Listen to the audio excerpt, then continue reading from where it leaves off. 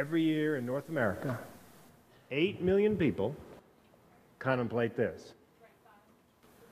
1 million people attempt it. 39,000 succeed. Succeed at what? Suicide. 39,000, that's twice the rate of homicide. As a matter of fact, annually, more people die from self-harm than homicide, natural disasters, and war combined. And practically no one is talking about it until now. If you're looking for an idea worth spreading, all you need is a tribe and a vacuum. Seth Godin, The Tribes We Lead, TED 2009. My tribe is people who suffer from depression and for whom the option of suicide is always on the menu. And the vacuum is, again, that practically no one is talking about it, which fascinates me, and I'll tell you why. Because I've discovered over my lifetime that just the mere mention of the words depression and suicide out loud elicit the most amazing revelations from people, some of whom I have just met. It's almost as if they are waiting and waiting and waiting for someone to give them permission to give voice to their feelings and experiences surrounding depression and suicide. It's almost as if it's like a fractured fairy tale. It's almost as if they're waiting for somebody to come up and utter the magic, or in this case, the tragic words, depression and suicide. Last month, I was working a ship, a cruise. I do a number of cruises, and I was in the Lido buffet. Every ship has a Lido, by the way. And I couldn't find a place to sit. And I see a woman at a table for two, and I said, "Excuse me, do you mind if I sit?" She goes, "No, sit, sit, sit." So I sit down. She looks up. She goes, "Hey, are you the comedian?" I go, "Hey, did you enjoy the comedy show?" She goes, "I did." I go, "Well, I'm the comedian."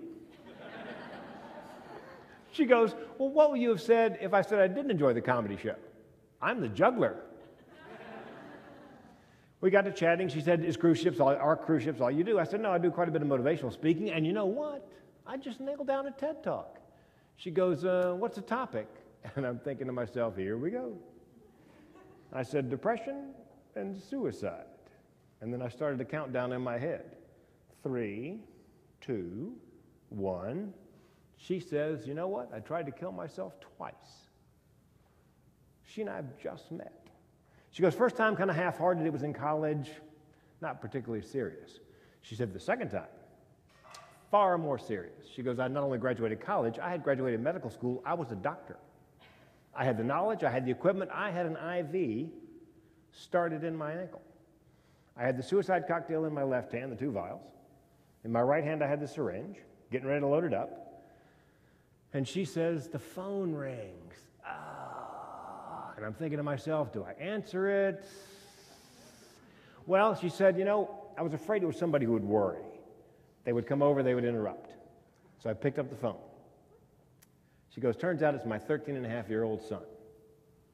And she said, "You know, I don't know if he heard something in the way I said hello, or he had a premonition, but the first thing he said to me was, 'Mom, don't do anything.'"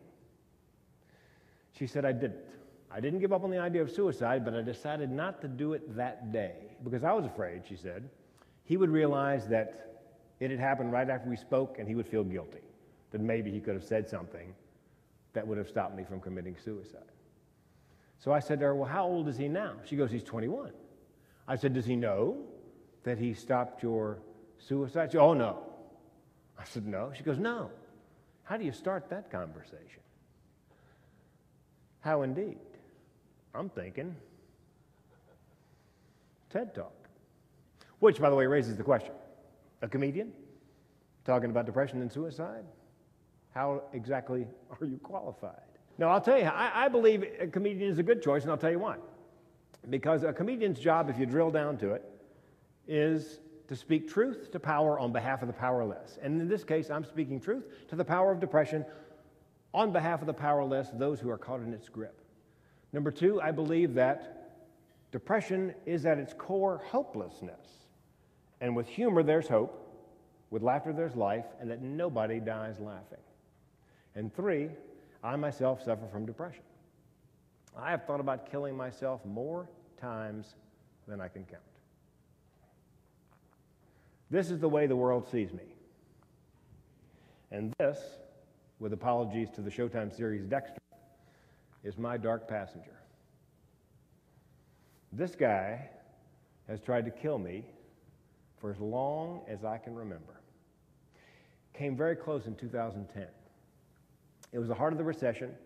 My corporate speaking business dropped off 80%. My wife and I declared Chapter 7 bankruptcy. We lost everything that we had worked for 25 years. And I had an itch on the roof of my mouth that I could only scratch with the front sight on my nickel-plated 38. I sent a copy of the speech in MP3 to a buddy of mine in Philadelphia, a guy named Glenn Friesman. And I wanted him to listen to it and tell me what he thought. And the reason I picked Glenn was, anybody here from Philly? Glenn not only grew up in Philadelphia, he grew up on the mean streets of Philadelphia. So he's not sugarcoating anything. He's as subtle as a sledgehammer.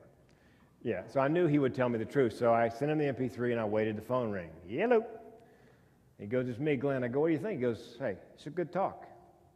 He goes, I just got one question. 2010, you got an itch on the roof of your mouth you can only scratch with the front sight on your 38? I go, yeah. He goes, how come you didn't pull the trigger? I said, could you try to sound a little less disappointed? You want to know the reason? I said to him 3 words, my wife, Wendy. I had bought a life insurance policy, $1 million life insurance policy, a while before that. And you may not know this about life insurance, but there's something in every life insurance policy called the suicide clause. If you kill yourself anytime in the first 2 years, first 24 months, pays nothing. After 24 months, $1 million. So, even though he wanted me dead, the rational part of my brain, which, by the way, was still functioning, was not willing to do that and leave my wife destitute. So I called up my insurance agent, a kind and caring and turns out very perceptive man named Graham Benson. I go, hey, Graham, trying to bluff my way through. Hey, the life insurance policy I bought, how long ago did I, just out of curiosity, how long ago did I buy that? So he goes to the computer, I can hear him clacking away. He hasn't tumbled to it yet. He comes back on the phone and he goes, it's been 22 months and no, don't do it. And I didn't that day. But I didn't give up on the idea of suicide. I just was not going to do it that day and leave my wife with no resources. And then Glenn says to me, have you told Graham that that phone call with him saved your life? I said, no. But when I get done with my TED Talk, I'm going to send him a link. And then we're going to start that conversation. That was 2010. That's as close as I've come to dying. Heart disease runs in my family, as does depression and suicide. It's called generational depression and suicide. That is my grandmother Dixie in the middle there. That's my Uncle Frank on the right, my Aunt Christine on the left. In my grandmother's lap, that's my mother, Little Dixie. It's the eve of the Depression. And bless her heart, she got herself and those 3 kids through the Depression. She put them all through college. She saw them all married. And then her job done, she committed suicide. Yep, and my mother found her. My mother was worried, couldn't reach on the phone, drove over to the house. Do you guys remember the milkman? I don't know if they still do the milkman thing in Canada, but the milk was spoiling on the stoop. It was the only thing apparently my grandmother had forgotten, because what she'd done was she'd written all the checks for the bills, addressed the envelopes, and stamped them, put them on the kitchen table. She pinned her will to her sweater. She turned on the gas stove, and she sat down at the kitchen table, and she wrote this note.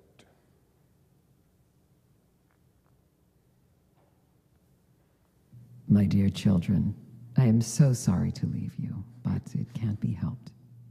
All summer long, I have been going downhill. Doctors have done all they could, but in spite of them, my nerves have gone completely shot. I can't sleep, I can't eat, and my mind is sadly unbalanced. Under such conditions, life is absolutely unlivable. Be good, and meet me in the glory land. Heavenly Father understands. He has forgiven me, and I know you will too. Always my best love. Mother. And this is my great aunt, my grandmother's sister, Foy. Here she is in the lower center at 23.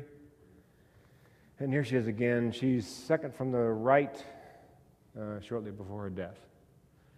My mother found my grandmother. My great aunt Foy committed suicide. My mother and I found her. It was a very familiar story. My mother couldn't reach great aunt Foy on the phone. So she bundled me into the car. I was 2 going on 3 years old. We drove over to great aunt Foy's apartment, let ourselves in, searched room to room. Last place we looked was the kitchen. Everything was as it should be, except all the food that should have been in the refrigerator was on the counter. The milk, the butter, the egg, the cheese. The refrigerator, an old 1960s lock type, you can only open it from the outside refrigerator. What had happened was my great aunt Foy had decided to commit suicide. She'd crawled into the refrigerator. She'd pulled the door to behind her, clunk, and changed her mind. She tried to claw her way out. So when my mother, me holding onto her skirt tail, opened the refrigerator, my great aunt fell out on top of me. I'm pinned to the floor.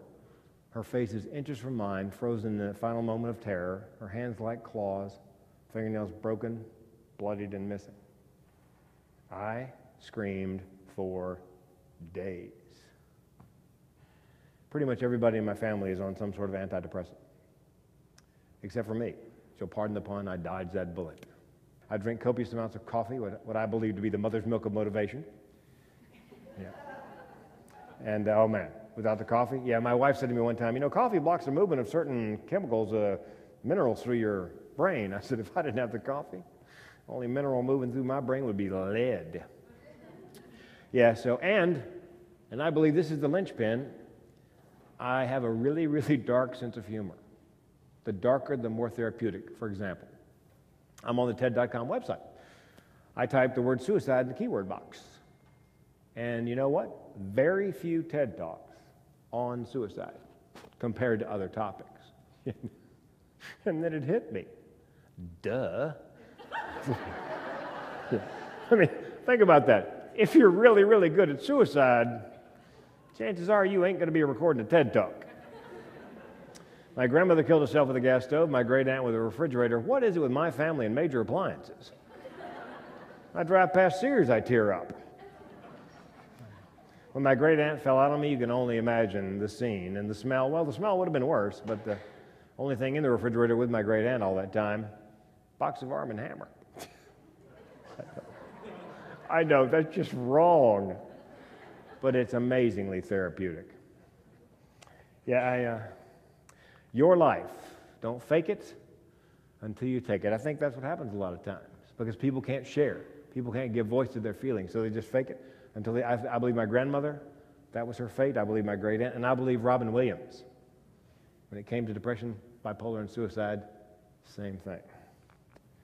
Life is not for everybody. Robin Williams interview with Terry Gross on NPR's Fresh Air. Terry Gross asked him point blank, did he suffer from depression, bipolar, and suicidal ideation? And he said no. Nope. He denied it till the day he died. I believe he survived as long as he did in the face of his drug and alcohol addiction, because he was able to give voice to his feelings and experiences. He talked at length and joked at length about his drug and alcohol use. And I believe his sense of humor bought him all the time that he had. It took him all the way to 62. I believe it really was a matter of life or death. When he committed suicide, my friends, normal people, the 85% of the population doesn't suffer from clinical depression. He was only 62. My friends who were depressed, he made it to 62. Yes! I mean, that's an accomplishment for somebody who suffered the depression, bipolar, and I'm sure suicidal ideation. See, people don't understand. Let's say my car breaks down. I have 3 choices. Get it fixed, get a new one, or I could just kill myself. I know, doesn't that sound absurd? But that thought actually pops into my head. I can get it fixed, I can buy a new one, or I can just kill myself. That's what that generational depression and suicide, that's what having family members check out that way does for your brain function. It's always on the menu. And now I believe Robin could get away with his monologues about drug and alcohol use because in Hollywood, it's fashionable. Drug abuse, treatment, recovery. It's a resume item. It's a best-selling memoir. You guys know who the highest paid actor is in Hollywood? Robert Downey Jr., a recovering addict. Yeah. And also because drug and alcohol use, drug and alcohol addiction are considered illnesses, universally considered illnesses. But, there was a time when that was not the case. There was a time when drug and alcohol abuse, alcoholics were anonymous. Narcotics Anonymous. Do you remember? Yeah, it was a moral failing, a character flaw. There was stigma and shame. Much the same way people feel about depression and suicide today. That's the difference. I believe if we'd started this conversation 2 or 3 years ago and given Robin Williams permission to give voice to his feelings on those topics, to talk and joke at length, he'd still be alive today.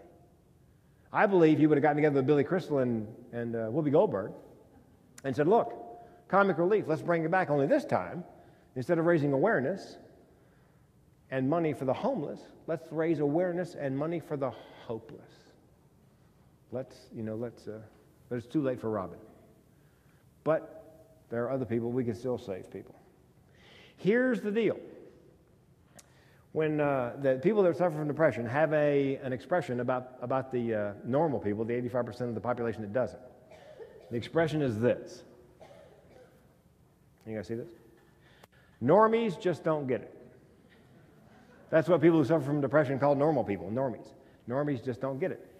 And I must tell you, it's not the normies' fault because it's almost impossible to explain depression.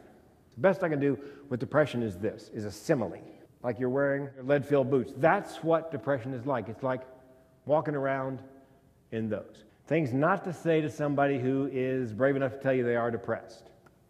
Don't say, pull yourself up by your bootstraps. Oh, come on, turn that frown upside down. Yeah, my personal favorite. You just need a checkup from the neck up. If I hear that again, I'm going to throw up. Yeah, things to say to someone who's brave enough to say to you they're depressed. I would start with this. Are you depressed or are you depressed? The depressed meaning clinical depression. If they are clinically depressed, I would say this. You are not alone. I am here for you. It's not your fault. You're neither crazy, lazy, or seeking attention. I understand that it is not a character flaw or a moral failing. It is an illness. There is treatment available, and I will help you get it and mean it. Second, the last thing is ask them what sort of thoughts they're having. If they're having thoughts of suicide, here's what not to say. Not say, come on, you got so much to live for. You're just looking for attention. You won't do it. Nobody who talks about it ever does. Oh. Here's what to say if somebody has thoughts of suicide. Don't do it. Trust me, it works. Second, do you have a plan? Yes or no? And if they have a plan, what is your plan? And the more detailed the plan, the more dangerous the situation. And if somebody tosses that grenade into your lap, that's what that slide is for. There is help available. And the suicide app is actually an iPhone app. Here's what I hope we've done today. We started a conversation, giving permission to people to give voice to their feelings about depression and suicide without recrimination, and begun to create a common pool of knowledge in which those who suffer from depression and those who love them can swim.